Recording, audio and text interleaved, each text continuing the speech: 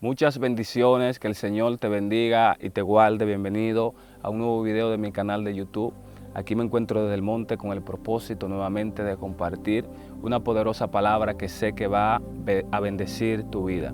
Hoy quiero hablar acerca de la voluntad de Dios para la sanidad divina. La voluntad de Dios para la sanidad divina. Yo creo que, y estoy seguro, que muchas personas hoy en día están enfermos por no conocer la voluntad de Dios con las enfermedades. Primeramente, quiero que contextualicemos qué es la sanidad divina y veamos cuál es el origen de las enfermedades. La sanidad divina es aquella sanidad efectuada por Dios sin la necesidad de la ciencia humana. Y el origen de la enfermedad es el pecado. De manera general, todas las enfermedades son producto del pecado. Dios hizo al hombre perfecto y antes del hombre pecar no existían las enfermedades, no existían. Pero una vez el hombre peca, como resultado del pecado, viene la muerte. Y las enfermedades vienen para llevar el pecado a su consumación, que es la muerte, valga la redundancia. Pero ¿qué nos dice la palabra de Dios acerca de la voluntad de Dios para las enfermedades? La voluntad de Dios es un principio clave para que nuestras oraciones sean respondidas, ya sea de cualquier situación, cualquier cosa que nosotros le estemos pidiendo a Dios. Es un principio clave en la oración. Jesús dijo: cuando ore, digan: Padre, que se haga tu voluntad en la tierra, así como se hace en el cielo. Y en el monte de Getsemaní, Jesús dijo: si es posible, pasa de mí esta copa, pero que no se haga mi voluntad, sino la tuya. Otro pasaje de la Escritura dice que si pedimos algo conforme a su voluntad, Él nos oye. Es decir, que si es la voluntad de Dios sanar, cuando nosotros estemos enfermos y nosotros creamos que es la voluntad de Dios para sanar, entonces nosotros seremos sanos. Hay algo que nosotros debemos de entender en las Escrituras, y es que Jesús estuvo interesado tanto en perdonar los pecados de la persona como en sanar sus enfermedades. Y esto lo vamos a comprobar a través de varios pasajes de las Escrituras. El primero se encuentra en el libro de Mateo, capítulo 8, el verso 16. Dice la palabra de Dios: y cuando llegó la noche, trajeron a él muchos endemoniados, y con la palabra echó fuera los demonios y sanó a todos los enfermos. Pongamos énfasis aquí: y sanó a todos los enfermos. Y la Biblia nos revela que Jesús le estaba dando cumplimiento a algo que dijo Isaías. Verso 17: para que se cumpliese lo dicho por el profeta Isaías cuando dijo: Él mismo tomó nuestras enfermedades y sufrió nuestras dolencias.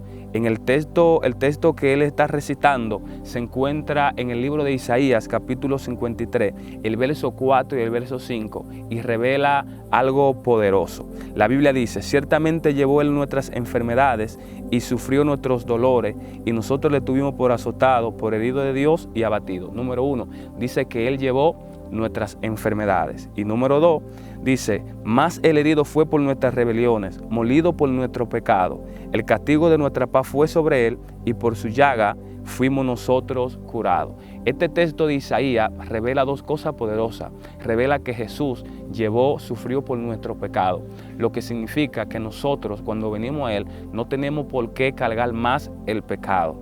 Y número 2, revela que Jesús llevó nuestras enfermedades. Entonces, si Jesús llevó nuestras enfermedades y por sus llagas fuimos nosotros curados, no es la voluntad de Dios que usted esté enfermo, es la voluntad de Satanás. Por eso nosotros tenemos que creer en la sanidad divina.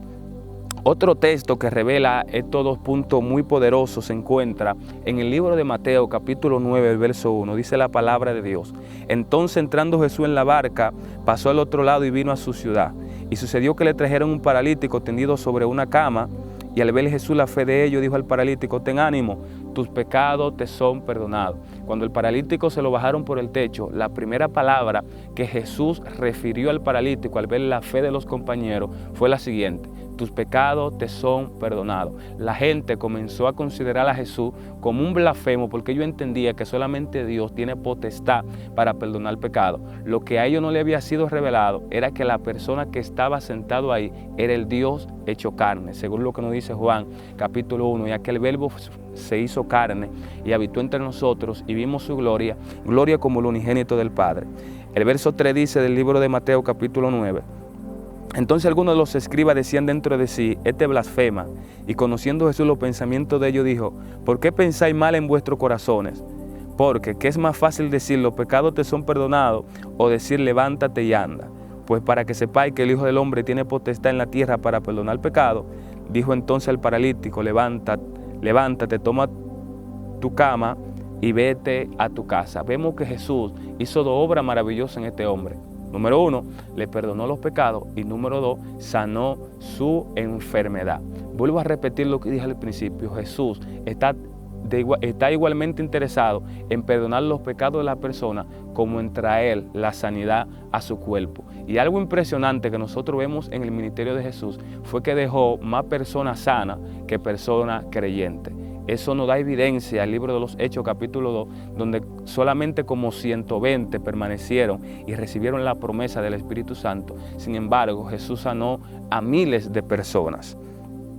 Ahora bien, ¿es la voluntad de Dios sanar en estos tiempos o solamente era para los tiempos bíblicos? Es una pregunta que nosotros debemos hacer, porque hay personas que han llegado a considerar que la sanidad divina no era para estos tiempos, sino que era para el inicio de la iglesia. Entonces, Kenneth Hagin dice que si Dios no sana hoy, él no se podría llamar el yo soy en tiempos presentes, debería llamarse el yo era. Y en el libro de Hebreos capítulo 13, el verso 8, la Biblia dice que Jesús es el mismo ayer, Jesús es el mismo hoy y Jesús es el mismo siempre. En otra palabra, el mismo Dios que sanó ayer es el mismo Dios que sana hoy. Entonces, si Dios es el mismo y Dios no ha cambiado, porque hoy en día hay personas que todavía están enfermas por varias razones. Hay personas que están enfermas porque aman sus enfermedades y toman las enfermedades como un medio para acercarse a Dios, a tal punto que solamente se encuentran cerca de Dios cuando tienen una enfermedad. Y número 2, por no conocer esta verdad y no creerla, no tener la fe necesaria para creer lo que la Biblia revela acerca de la sanidad. Usted no tiene por qué estar enfermo. La Biblia dice que es la voluntad de Dios que usted sea sano. Y si pedimos algo conforme a su voluntad, la Biblia dice que Él nos oye. Por eso quiero terminar leyendo el libro de los Salmos, capítulo 103, el verso 3, que revela estos dos puntos muy poderosos. Revela el propósito de Dios en perdonar los pecados y sanar las enfermedades. Lo primero que dice, Él es quien perdona todas tus iniquidades. Dios es quien perdona todos tus pecados. Y segundo, el que sana todas tus dolencias. Es la voluntad de Dios sanarte. Por eso yo quiero invitarte que si estás enfermo, le crea a Dios por tu sanidad divina. Y si estás viendo este video y tú conoces a alguien que está enfermo, envíaselo, porque puede servir como puente para que él crea la verdad bíblica y pueda recibir la sanidad. También quiero invitarte que si no te has suscrito al canal, te suscribas, le dé like y me dejes tu comentario y lo comparta con alguien más. Esta es la voluntad de Dios. Esta es la voluntad de Dios para la sanidad divina. Dios quiere perdonar tu pecado como también quiere sanar tu cuerpo. Muchas bendiciones.